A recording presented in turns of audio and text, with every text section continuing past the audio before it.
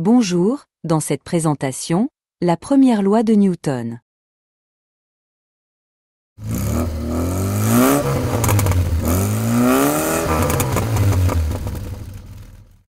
Une voiture, de masse, m égale 1250 kg, n'arrive pas à gravir une route de campagne en pente.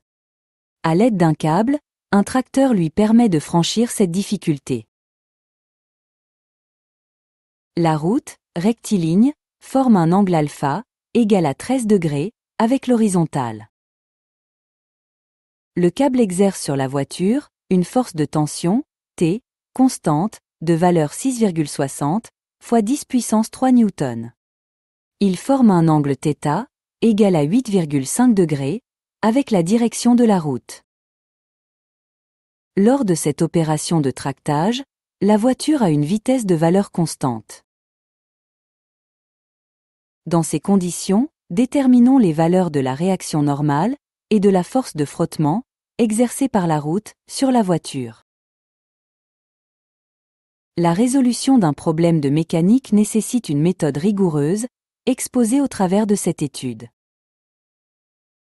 Le système étudié est le système, voiture, de masse, m, égale 1250 kg, et de centre de masse, m. Le mouvement de la voiture est étudié dans le référentiel terrestre, considéré comme galiléen.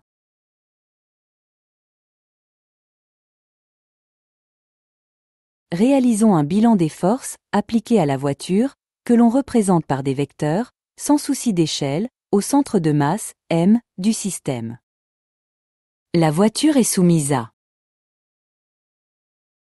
son poids, vecteur P, égale m fois vecteur G, de direction verticale, orienté vers le bas, de valeur, P égale m fois G, où G est l'intensité du champ de pesanteur terrestre, qui vaut en moyenne 9,81 mètres par seconde au carré, à la surface de la Terre. La tension du câble, vecteur T, parallèle au câble, orienté vers le tracteur, de valeur, T égale 6,60 fois 10 puissance 3, Newton. La réaction de la route, en contact avec le système, est la somme de deux forces. Une réaction normale, vecteur Rn, perpendiculaire à la route, orientée vers le haut, dont la valeur Rn est une des grandeurs à déterminer. Une réaction tangentielle, modélisant la force de frottement de la route, vecteur F, parallèle à la route, orientée dans le sens contraire du mouvement, dont la valeur F est également une des grandeurs à déterminer. La voiture étant tractée sur une route rectiligne, avec une vitesse de valeur constante, le mouvement du centre de masse, m, dans le référentiel terrestre galiléen, est rectiligne uniforme. Dans ces conditions, la première loi de Newton s'écrit. Vecteur P, plus vecteur T, plus vecteur Rn, plus vecteur F, égale vecteur nul. On choisit un repère orthonormé, O, I, J, lié au référentiel terrestre, dont l'axe OX est parallèle à la route. Déterminons, dans ce repère, les coordonnées cartésiennes, Px et Py, du vecteur P. Observons le schéma. Dans un triangle, la somme des trois angles est égale à 180 degrés, donc dans ce triangle, cet angle vaut, en degrés, 90 moins alpha. On en déduit que cet angle est égal à alpha.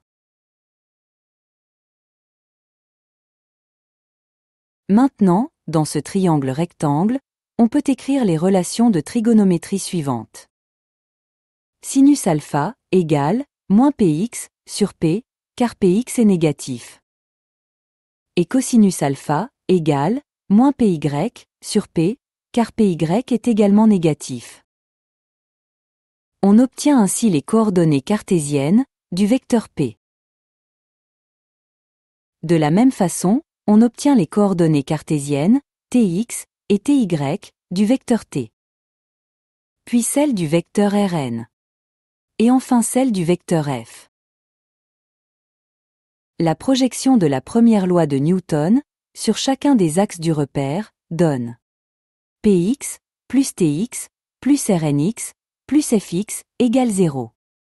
Et Py plus Ty plus Rny plus Fy égale 0. En remplaçant les coordonnées cartésiennes par leurs expressions, on obtient deux équations, à partir desquelles on isole les grandeurs cherchées, f et Rn. Pour finir, les applications numériques donnent f égale 3800 newtons et Rn égale 11 000 newtons. Cela vous a aidé? Merci de liker cette vidéo et de s'abonner à la chaîne.